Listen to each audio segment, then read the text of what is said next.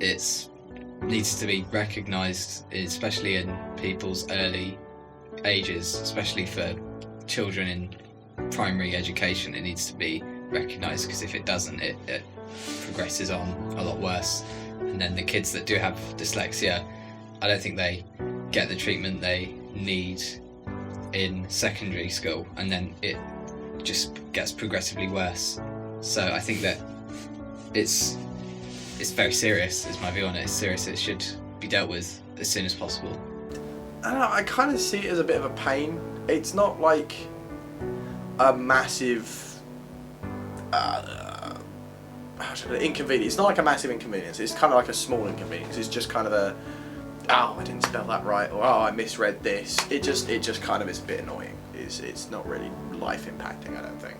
Okay, first of all, dyslexia is an umbrella term, and I'm not particularly happy with that, because actually we're talking about people who have a specific learning difficulty, and therein lies the problem for people to understand what dyslexia is actually about and how it impacts upon teaching and learning.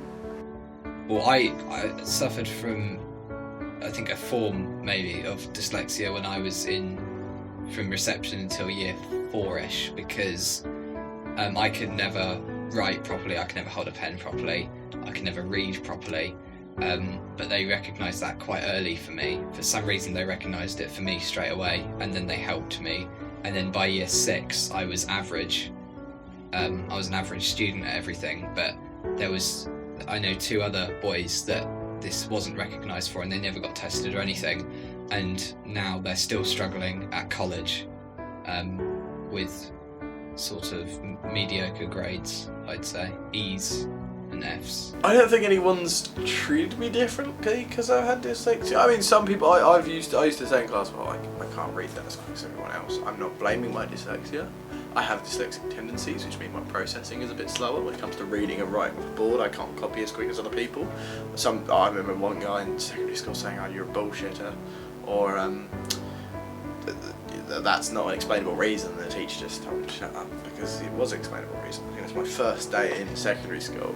I couldn't quite write down something on when I was doing a geography lesson, and it said on his register that someone in the class was dyslexic. He didn't know it was me. I was like, I couldn't write it down. I don't know if it's my dyslexia. I don't think it is. I don't know. It's just my processing. But it doesn't really. It impacted me from a young age more because I got used to it. So what we have to consider is the way in which teachers today are trained.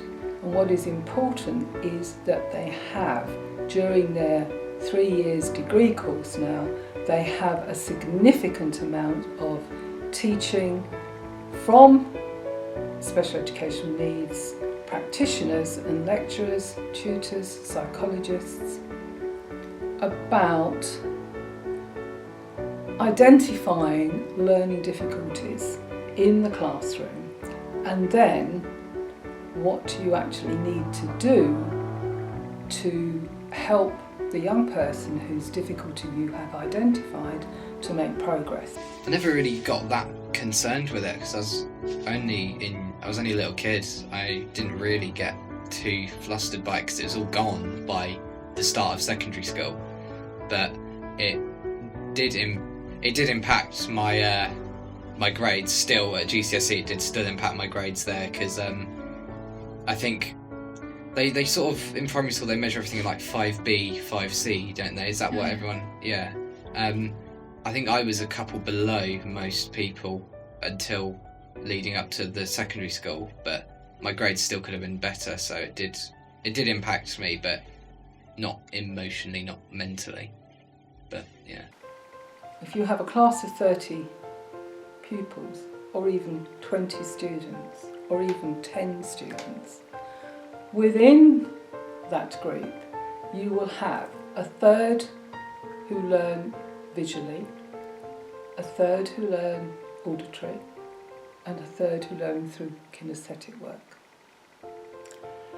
And amongst that group you have those who will have quite a severe specific learning difficulty, and others who will have moderate learning difficulty. difficulties.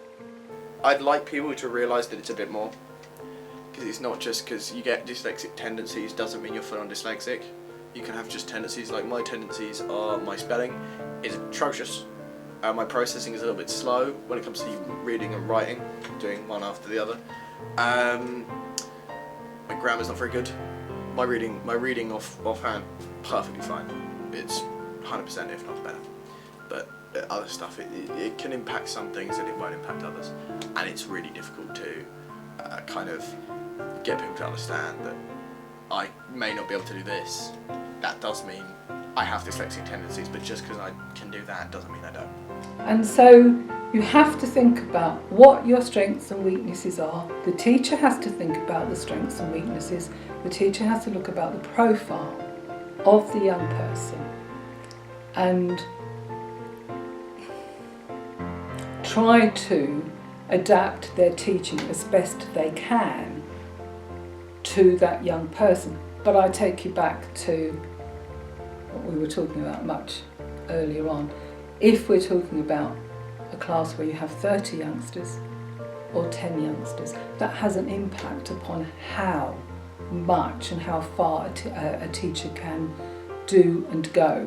So actually, if you think a youngster has some difficulty, there needs to be some one-to-one work done.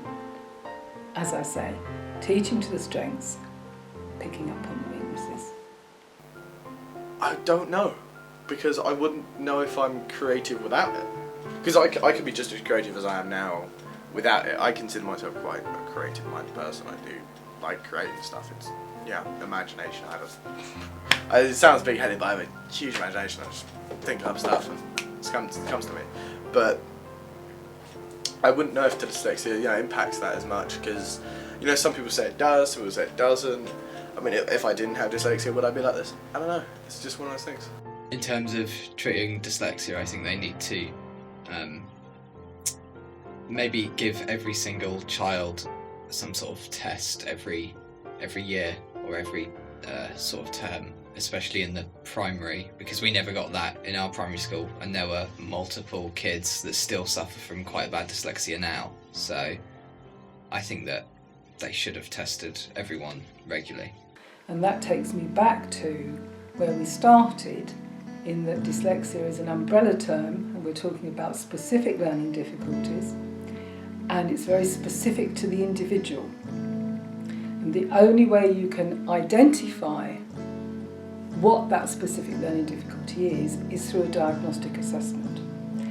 So therefore we need to train teachers in looking for the clues in the classroom in the first instance, and then to be working with colleagues and practitioners in doing diagnostic assessments on individuals, whether they be young children or teenagers or adults, and looking at the results of the diagnostic assessment and then coming up with the appropriate way of teaching for that person.